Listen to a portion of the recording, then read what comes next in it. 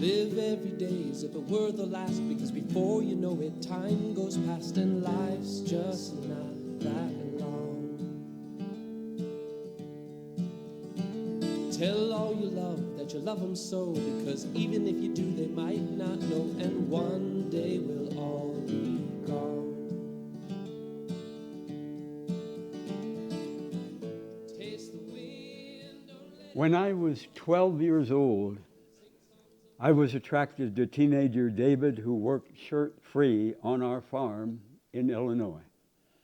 And this was many years before I knew many men make love with men, many years before I knew many men are in love with men. This was 18 years before I had sex with any male in my life. If teenager David had been sexually attracted to me, and if our families and society had accepted our relationship, I could have greatly enjoyed and benefited from sex and romance with David when I was 12 years old. I know of some men who say when they were under 18, they were attracted to adult men. As underage youth, they made the moves on men and enjoyed sex with them. But, and listen up, but because of the huge risks now for the adult and the under 18-year-old, I refuse to have sex with any male under 18, no matter how much we both want to, no matter how strongly attracted to each other. The risks for both the adult and the youth under 18 are too great. For years, I've written to men locked up because courts convicted them of having sex with underage persons. Over 20 years ago in Albuquerque, I met a friendly, attractive gay man named Avi in his 20s.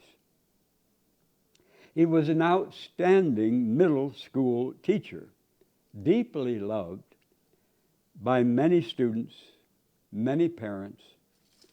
One teenage boy said Avi had sexual contact with him. I do not know if that was the truth or if it was a lie. I don't know. But before police charged or arrested or even interviewed Avi shot himself to death on Sandia Peak. Even if what the teenager said was not true, and if Avi had proved his innocence, Avi probably feared he never again would be allowed to teach youth in a classroom. I refuse to risk arrest and prosecution. I refuse to risk fines and prison. I refuse to risk loss of friends. I refuse to risk my suicide. I refuse to risk a knock on my door from police 10, 20, 30 years after sex with an under 18-year-old. To live with the fear of that happening would be hell. I refuse to risk being put on a sex offenders list for years or for life. I refuse to risk causing the under 18-year-old to lie to his parents if he and I had sex and they would not approve. I refuse to risk driving him further from his parents by lying to them. Even if his parents knew me, even if they liked me, even if they accepted my romantic relationship with their under 18-year-old son, I refuse to risk causing them to lose custody of their son if a school teacher or a school counselor, a relative, a neighbor found out about our romantic relationship and his parents' approval of it, and if they reported all of this to the authorities. If the school counselor, the relative, the neighbor reported this to authorities. I refuse to risk having the under 18-year-old pressured to see our lovemaking as an evil crime of sexual abuse. I refuse to risk having him later hate me and reject me and often hate himself for what we both wanted and enjoyed at the time. I refuse to risk having him forced to see a therapist until he puts all blame on me as the adult abuser if he says to the therapist he wanted, he enjoyed the relationship. I refuse to risk having him lie in order to please his parents and the authorities, saying I forced him. I refuse to risk having him hate himself for lying and for betraying me. And no matter that some societies, past or present, approved and celebrated romantic relationships between adult men and under 18-year-olds, no matter how strongly I disagree with the laws here now, I refuse to have sex with an under 18-year-old. In 1980, 16-year-old Don and I were attracted to each other. He and I both wanted to have sex, but I turned him down because he was under 18. Don was hurt. He was angry. He wrote me a hostile letter, the only hostile letter Don ever wrote me. He and I had sex when he was 19. I loved Don deeply. I was in love with him. Don died in a car crash when he was 25. Never before his death had I suffered the death of a man I was so in love with. And the same huge risks in this society for adult men having sex with girls under 18, the same huge risks for adult women having sex with boys or girls under 18. Much better to be safe than sorry. Some people say if a 14 or 15-year-old kills someone, he should be charged as an adult. But those same people say a 14 or 15-year-old never can give consent to sex with an adult. I repeat this. Think about how stupid this sounds. The crazy contradiction. Some people say if a 14 or 15-year-old kills someone, he should be charged as an adult. And those same people say a 14 or 15-year-old never can give consent to sex with an adult. Crazy. Inconsistency. Contradiction.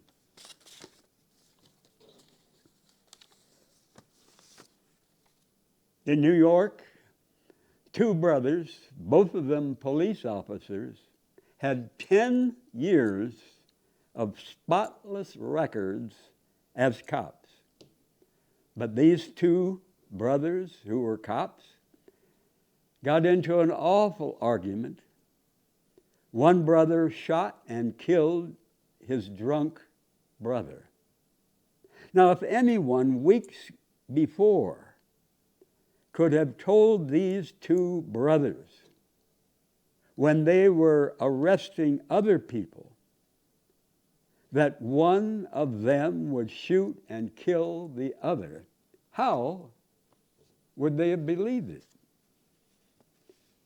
If anyone years earlier could have told Albuquerque white judge Gerald Cole that he would shoot and kill his wife and himself, how could that judge, retired judge, believed it?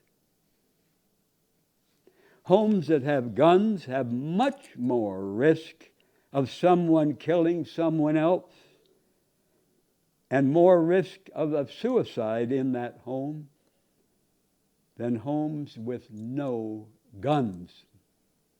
A gun in the home is far more likely to shoot oneself, a family member, or a friend than to shoot a stranger breaking in.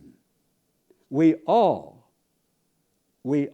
are capable of terrifying violence.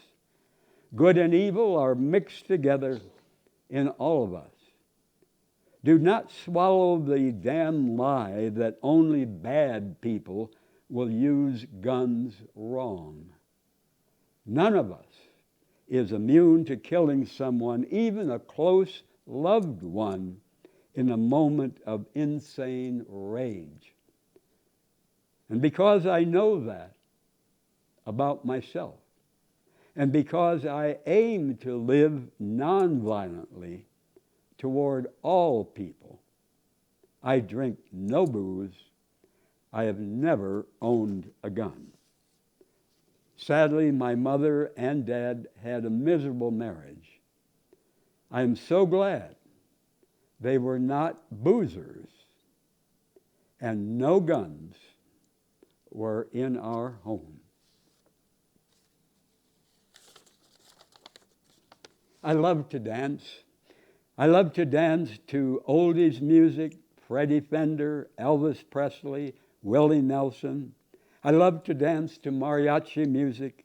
I love to dance to Diana Ross and the Supremes, Motown, New Mexico Chicano music. I've never taken any dance lessons. I dance what I feel. I dance with my friend Maria, with other women if they say they want to dance with me, and I dance a lot by myself. I would be glad, I would be overjoyed to dance with certain men, but sadly, most men do not have the balls to dance with men unless it's a gay bar. Now, women sometimes dance with women at fiestas. Why not men with men? And you know, traditionally in some cultures, I guess Jewish culture many decades ago and Greek, men danced with men, and it was considered over the line for men to dance with women. How cultures and times change. In 1986, 36 years ago, last August, I danced at a street dance with my boyfriend David in Freeport, Illinois, 6 miles from the farm where I grew up. And later that evening, David and I danced together at a Mexican bar, not a gay bar, in Rockford, Illinois. No one beat us up. No one threatened us.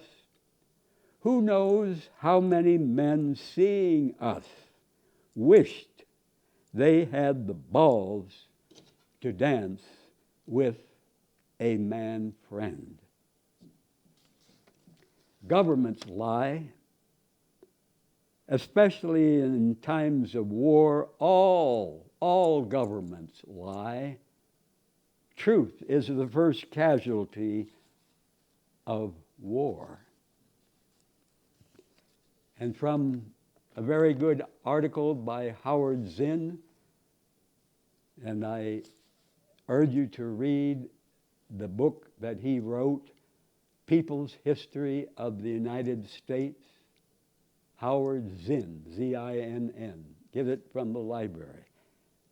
Far better than the kind of U.S. history that most of us were taught in school. U.S. President Harry Truman lied to the nation and the world when he said Hiroshima, which he had just devastated by atomic bomb, he called this Hiroshima city an important Japanese army base, a filthy damn lie. More than 100,000 civilians, men, women, kids, the U.S. murdered in this city of Hiroshima. Truman lied to the nation about the U.S. war in Korea, saying we were fighting for democracy. Now, South Korea, which was supposedly on the U.S. side, was a military dictatorship. More than 50,000 U.S. soldiers died in that war in Korea. Perhaps 2 million Koreans. U.S. President Eisenhower lied about U.S. spy flights over the Soviet Union, even after one flyer on such a mission was shot down. Eisenhower lied to the nation and the world about the U.S. involvement in the coup that overthrew a democratic government in Guatemala. And people believe the U.S. is a friend to democracy and human rights. What crazy bullshit. And that coup brought a succession of military juntas that killed tens of thousands of people in Guatemala. Eisenhower lied to the nation about the U.S. helping to overthrow a government in Iran because it opposed multinational oil corporations. The United States put the Shah of Iran back on the throne. His secret police tortured and executed thousands of people in Iran. U.S. President John F. Kennedy lied to the nation about U.S. involvement in the 1961 failed invasion of Cuba, telling a press conference, "I can assure you that the United States has no intention of using force to overthrow the Castro regime." What a damn lie. Kennedy told the nation and the world. Presidents Kennedy, Johnson, and Nixon all lied to the nation about what was happening in Vietnam. Kennedy repeatedly claimed that U.S. flyers were not involved in the bombing of Vietnam, even though he sent 2 helicopter companies there as early as 1962, with the U.S. military dropping napalm shortly thereafter. Johnson and Nixon both lied when they claimed only military targets were bombed.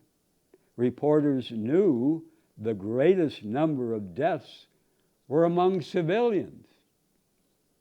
And Nixon lied to the nation about the secret bombing of Cambodia. President Ronald Reagan lied to the nation about his hidden and illegal support of the Contras in Nicaragua.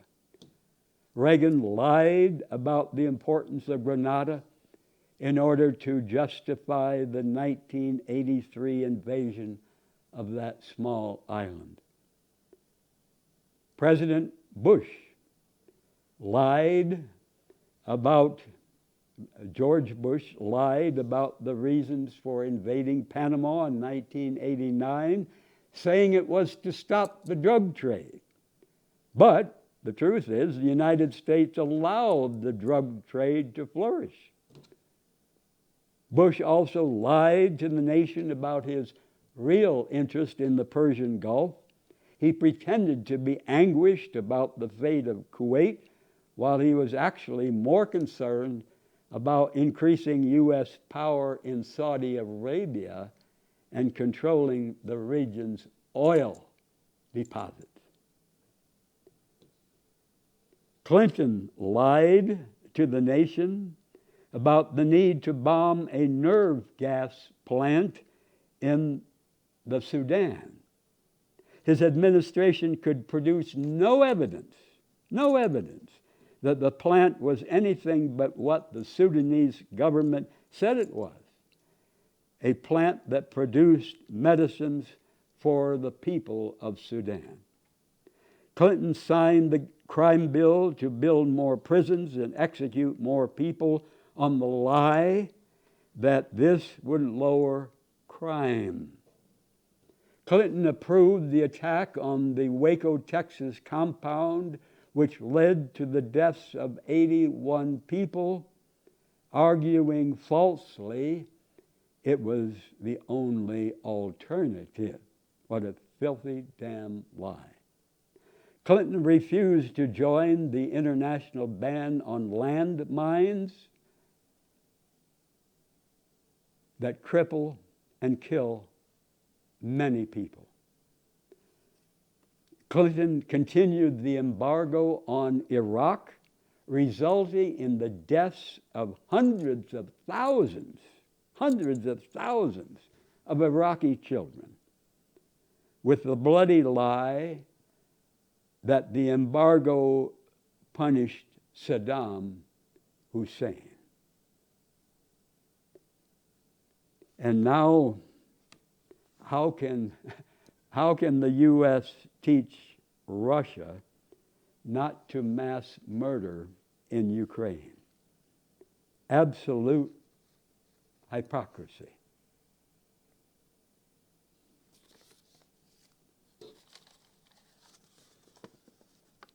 Sadly, racism, white supremacy saturate our culture. Why is angel's food cake white? Why is devil's food cake dark? When I was a boy, why were flesh color crayons pinkish white? Why was the saying free, white, and 21? Damn racism, white supremacy saturate our culture. And life has many cages that we can get trapped in. The religion cage, the mainstream medicine cage, the marriage cage, the skin color cage, the nation cage, the always wanting more money, more stuff cage. We do not need to stay trapped in any cage. Break free. There's much more to life than any cage. And gangs come in many flavors. And when will we see and feel all the world's people, as our human family? I strongly compliment African-American U.S. Representative John Lewis for his refusing to go murder people in Vietnam. He was the first black man in the history of the state of Alabama to be classified as a conscientious objector, a person opposed to war, a person refusing to kill for this government. In his struggle for the civil rights of black people in this nation, John Lewis was arrested more than 40 times But he never struck back when he was assaulted. Lewis remembers that Prophet Martin Luther King Jr. said, "Love the hell out of them. Love the hell out of them." So if there's meanness and anger and hatred in them, we've got to love it out. Ain't easy. I strongly compliment African American activist James Lawson. He also, like John Lewis, was a conscientious objector to war. He refused to go mass murder for this government. But James Lawson spent 14 months in jail for his refusal to become a professional hired killer, years earlier than John Lewis, and then the U.S. was at war in Korea. African American activist James Lawson said, when a person is cursing you to your face, even as he is spitting on you, or pushing a lit cigarette into your neck, or beating you with a truncheon, if you can understand and feel, even in the midst of those critical and often physically painful moments, that your attacker is as much a victim as you are, that he is a victim of the forces that have shaped and fed his anger and his fury, then you are well on your way to the nonviolent life.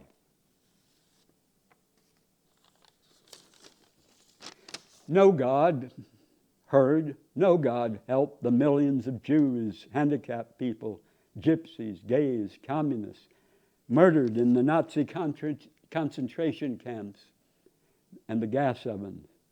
No God heard, no God helped Native Americans robbed and murdered by the U.S. government. No God heard, no God helped millions of enslaved African Americans.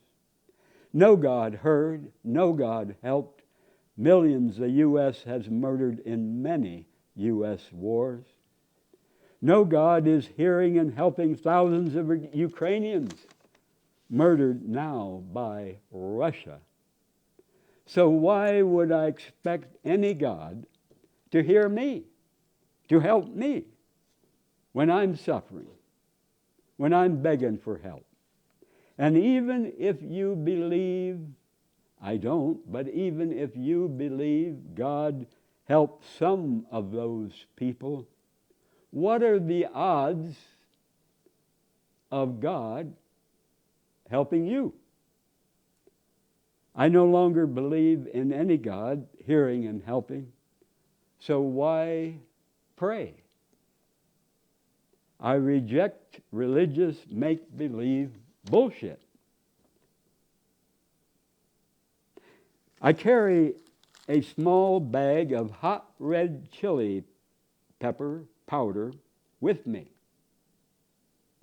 Hot red chili pepper powder stops bleeding if we get cuts.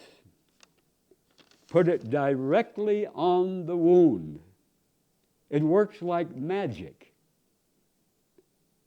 Hot red chili pepper powder. Take it with you. The great herbalist, Dr. John Christopher, said he never lost a person having a heart attack if he got there in time to get a cup of water containing a teaspoon of hot red chili pepper down the person's throat. Hot red chili pepper powder is instant food to the heart to save that person's life. I recently watched the documentary video, What We Leave Behind, at the National Hispanic Cultural Center here in Albuquerque. Ileana Sosa is a first-generation Mexican-American filmmaker. She made the documentary, What We Leave Behind, about her grandfather who lived in a village in Mexico. In his early 80s, her grandfather was still active, but she shows in her documentary how he slowly becomes weaker and he dies. People in his village in Mexico live more simply, more slowly, with much silence. We here in the United States can learn from those people to live more simply, more slowly, with much silence. I've never seen another documentary like it. Watch it on Netflix. Watch this documentary and be touched by it.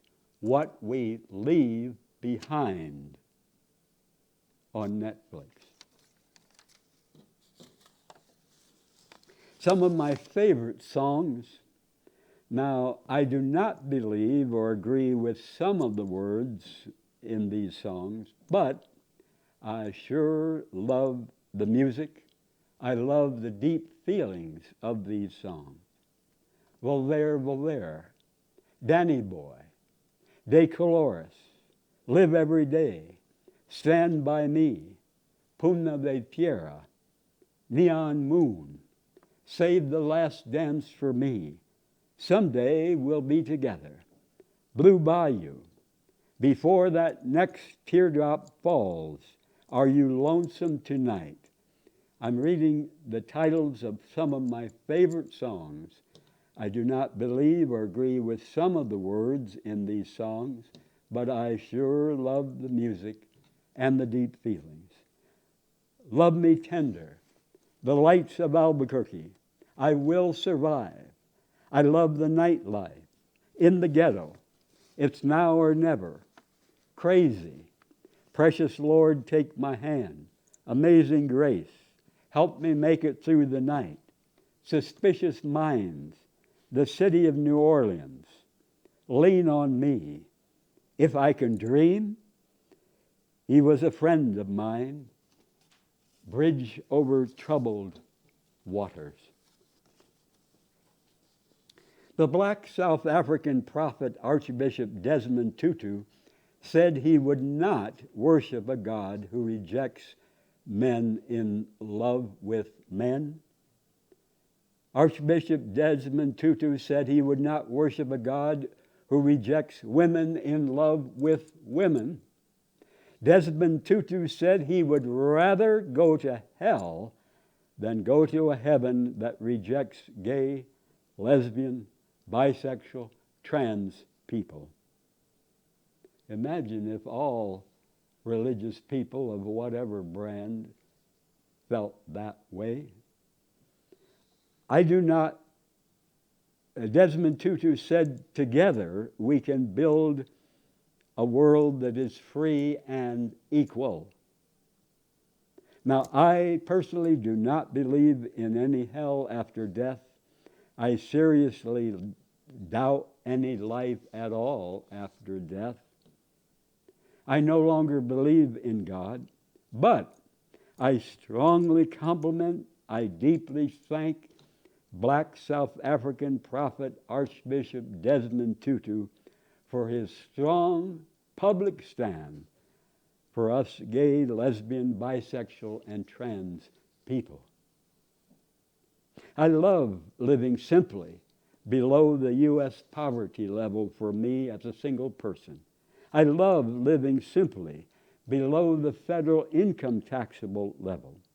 I enjoy the freedom of paying no federal income tax for the U.S. to murder people in other nations. By living below the federal income taxable level, I have no hassles, no threats from the U.S. government for not paying federal income tax. I enjoy the freedom of far less bills, far less pressure. I enjoy the freedom of having more time for long walks, gardening, deep conversations in person or by phone or in letters. More time for sunbathing, for doing this TV and YouTube program, totally free. More time for going to worthwhile free or cheap events, to the flea market, to Old Town. Living simply, I have more freedom to speak, to write, to live my conscience with less crap bought, so I need less money. And to think how many people in this culture, in this society, have jobs where they are so afraid of saying anything publicly that could get them demoted or fired. The land of the free?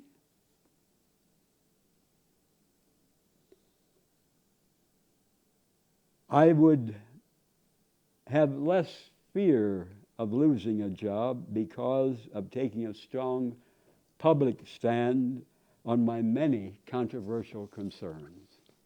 I want to live freedom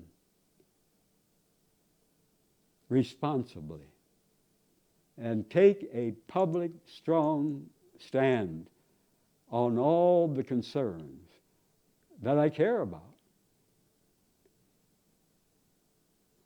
Many males connect deeply with each other as kids, or later in the nation's most violent gang, the U.S. military. And many males never again, sadly, are that emotionally close to other males, and they miss it greatly. Growing up on the farm with no brothers near my age, I had one brother, almost 11 years older than I. He's 88 and lives on his farm in Illinois. I first felt really close to many young males, mostly Latinos, in Sterling, Illinois, where I was a young preacher, and later to many young people in Arizona, and then here in Albuquerque. I had missed out on that close bonding that many males feel as kids with each other. The United States used white phosphorus, napalm, and other chemical poisons for almost 10 years to injure and murder people in Vietnam. People of all ages, from babies to the very old. The United States sprayed 19 million gallons of the deadly poison Agent Orange on over 3,000 villages in Vietnam. And this is a peace-loving country? What filthy bullshit, lies to the max. U.S. companies Dow, Monsanto, Uniroyal made many millions of dollars from Agent Orange that tortured, sickened, killed our sisters and brothers in Vietnam, and also many U.S. soldiers exposed to it. The United States dropped 8 million tons of bombs in the Vietnam War. 3 times what the United States, England, Japan, Nazi Germany, and other nations dropped in World War II. Has any president of this country apologized for the evil the absolutely evil of what the U.S. did to those people in Vietnam and Cambodia and Laos.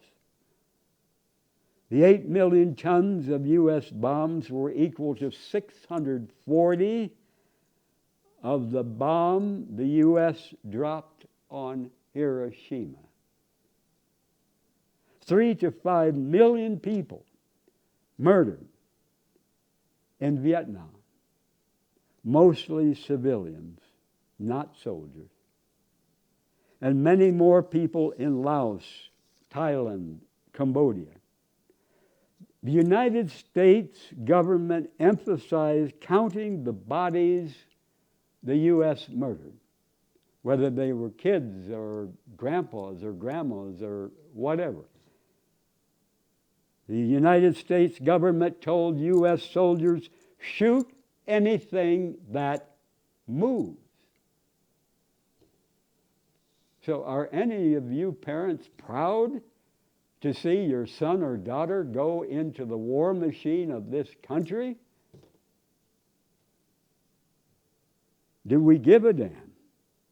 Do we wonder why millions in many nations fear and hate this government more than they fear and hate any other government on earth?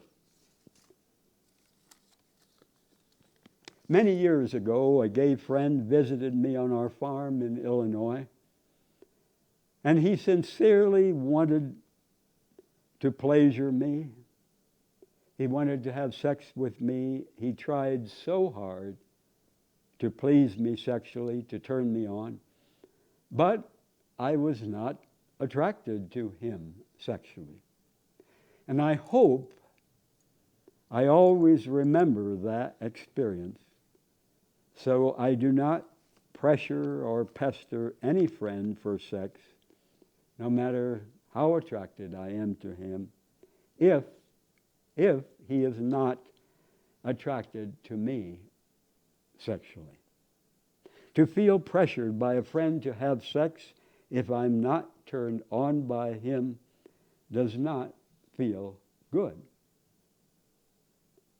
The universe is far, far larger than any of us can imagine in our wildest dreams. Most of space in the universe is very cold, very dark, very lonely, except for the tiny points of light from millions of distant stars. Light travels 186,000 miles per second, not 186,000 miles per hour, and not 186,000 miles per minute, 186,000 miles per second light travels. Our sun is a medium-sized star, 93 million miles from Earth. The sunshine we see left the sun 8 minutes before we see it. The light from some distant stars left those stars thousands or millions of years ago. So except for our sun, the next closest star is 4 light years away. And back again, 186,000 miles per second, the speed of light. That's 3,600 times 186,000 miles per hour. So just pretend if all the stars except for our sun suddenly disappeared. We would not know it. We would have no way of knowing it for at least 4 years. And for most stars, hundreds, thousands, even millions of years. So when we look at the stars at night, we see the past. We see history, even if we think we see now. Very humbling for us on our tiny speck, Mother Earth. Pretend a ball could circle the earth just high enough not to hit any buildings, any mountains. If that ball could travel at the speed of light, the ball could circle the whole earth, which is almost 26,000 miles around, about 7 times in 1 second. 7 times in 1 second. Not 1 minute, not 1 hour, about 7 times in 1 second. And many stars have planets, but we know for sure of no other planet in the universe that has life like our Earth. The worst place on earth for humans to live is far better than the best place on any of our sun's other planets. Earth is our only home. Why trash it? Even though we don't feel it, we are traveling very fast through space. The Earth is turning, causing night and day. The Earth is going around the sun once a year. The Earth is traveling with our sun and other planets in our galaxy of stars, and our galaxy is moving through the universe. Why trash our precious home, Mother Earth, our only home? The climate crisis threatens life as we know it for plants, animals, and us human beings. People living in huge, clean mansions. Now get this, folks.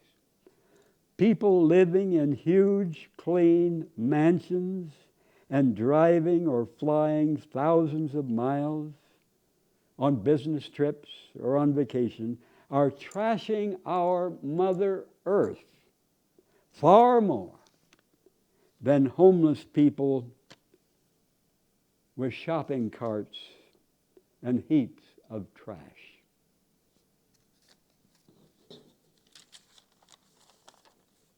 Rats' tooth decay problems are almost the same as in our human teeth.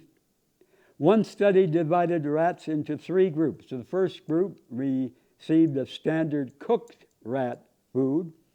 They averaged less than 1 cavity per rat. The second group of rats was fed a diet heavy in refined sugar. They averaged 5 1/2 cavities per rat. The third group was fed pasteurized milk, which is in cheese, ice cream, and of course, just to drink that way. And they averaged 9 1/2 cavities per rat. So, for many years, I stupidly pigged out on cooked food, sugar shit, and pasteurized cheese, milk, and ice cream. So no wonder all of my teeth, sadly, are gone. My favorite lubricant for fucking is plenty of saliva. If you can't feel good about licking the man or the woman that you're going to fuck, it can't feel good about licking their asshole if you're going to fuck the woman in her asshole, why do it? My next favorite lubricant is cold-pressed extra virgin olive oil. I want no chemical lubricants for sex. Cold-pressed extra virgin olive oil is also great for our dry skin. And I put on some today before this program. Men, if you're watching a sex video where a man and a woman are affectionately making passionate love, do you feel ashamed or embarrassed if a man friend you did not expect walks in? Or if a woman friend you did not expect walks in and you're watching the sex video where a man and a woman are affectionately making passionate love? Men, if you're watching a sex video where two men are affectionately making passionate love, do you feel ashamed or embarrassed if a man friend you did not expect walks in, or if a woman friend you did not expect walks in? Men, if you're watching on TV men boxing or doing martial arts or playing football, bruising, brain injuring, blooding each other, and a man friend or a woman friend walks in, do you feel ashamed or embarrassed? I would be ashamed as hell to watch men bruise, brain injure, and bloody each other. I greatly enjoy watching men affectionately making passionate love. I have no shame, no guilt, no embarrassment if any woman or any man friend walks in. I condemn all rape, all violent porno. I condemn all violent sports.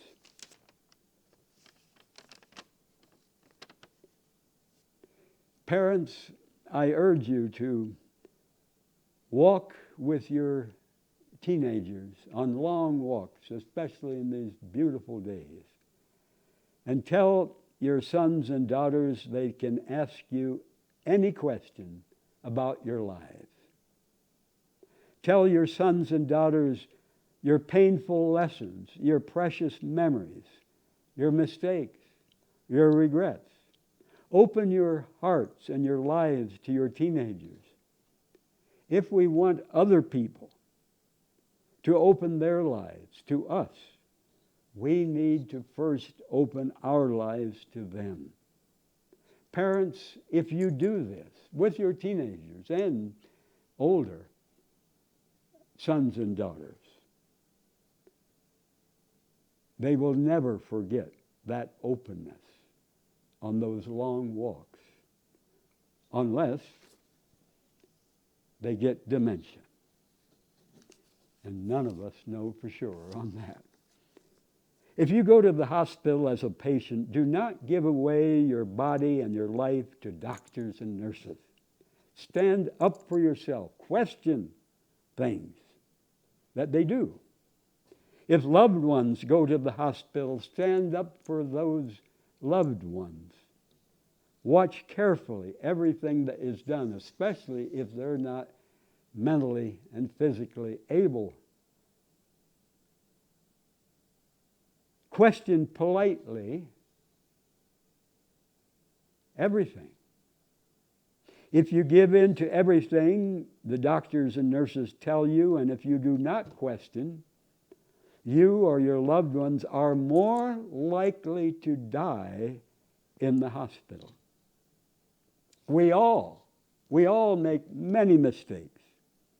Doctors and nurses, especially when working long hours under much stress, make many mistakes, killing thousands of people across the country.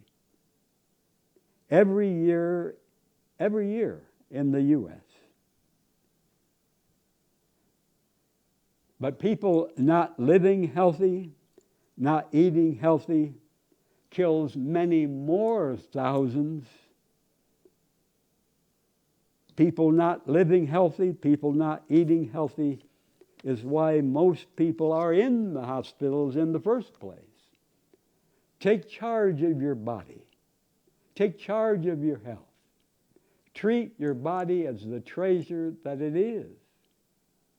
I aim never to take prescription drugs the rest of my life. I aim never to be a hospital patient the rest of my life.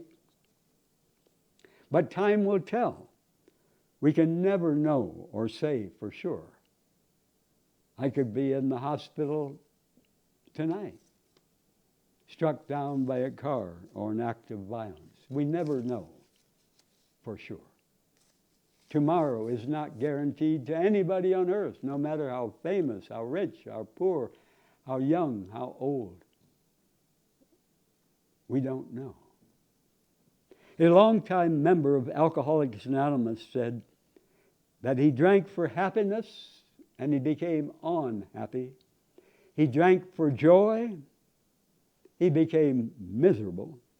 He drank for sociability, he became argumentative.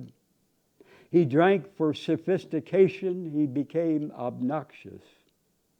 This longtime member of Alcoholics Anonymous said he drank for friendship, but he made enemies. He drank for sleep, he woke up tired. He drank for strength, and he felt weak. He drank for relaxation, he got the shakes. He drank for courage, he became afraid. He drank for confidence, he became doubtful.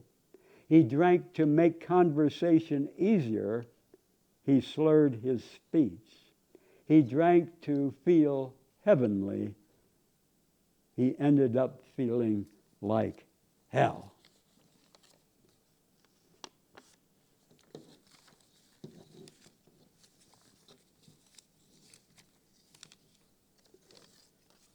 When our loved one dies, we never get over the loss, but we can learn to live with the loss, but we will never be the same. Every day the loved one is still gone. We are here, much like having our arm or our leg amputated, never the same. But the best memorial to our dead loved one is to be a better friend to the living because of the love and the lessons from our loved one gone. I thank all of you who watch my program, and I especially thank Mark and Eddie and Travis for helping me on the controls and the cameras dozens of times.